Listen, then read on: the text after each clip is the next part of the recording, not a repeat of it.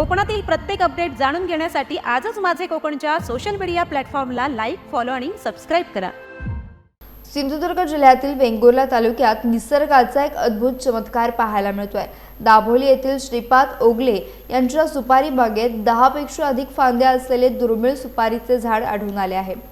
सामान्यतः सुपारीचे झाड सरळ वाढते आणि त्याला एकच शेंडा किंवा फांदी असते, मात्र या झाडाला 10 पेक्षा अधिक फांद्या फुटल्याने हा निसर्गातील अनोखा प्रकार ठरला आहे। श्रीपाद ओगले यांच्या बागेत सुमारे 1000 सुपारीची झाडे आहेत, त्यापैकी हे एक झाड विशेष ठरत आहे। झाडाची रचना पूर्णपणे वेगळी असल्याने स्थानिक नागरिक आणि निसर्गप्रेमींमध्ये या झाडाबाबत उत्सुकता वाढली आहे। अनेक जण या अनोख्या झाडाला पाहण्यासाठी ओगले यांच्या बागेत भेट देतात।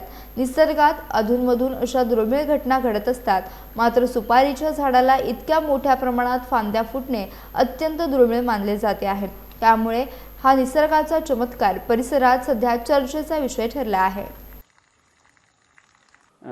मी श्रीपाद राजाराम ओगले, दाभोली बोलेकरवाडी इथे आमची पारंपरिक बागायती आहे। आज जवळजवळ माझं वय आज 50 वर्ष आहे।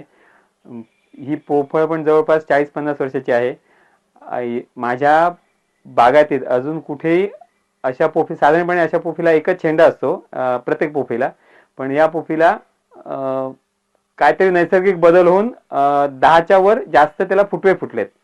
एवढ्या वर असल्यामुळे दिसत नाहीयेत की एक्झॅक्टली किती फांद्या आहेत त्याला त्या, पण ज्याप्रमाणे मालवणला किल्ल्यावरती 2 शेंडा असलेला माड होतात, त्याचप्रमाणे ही पोफळ असू शकते की ज्याला बहुत शेंडे असतील असं।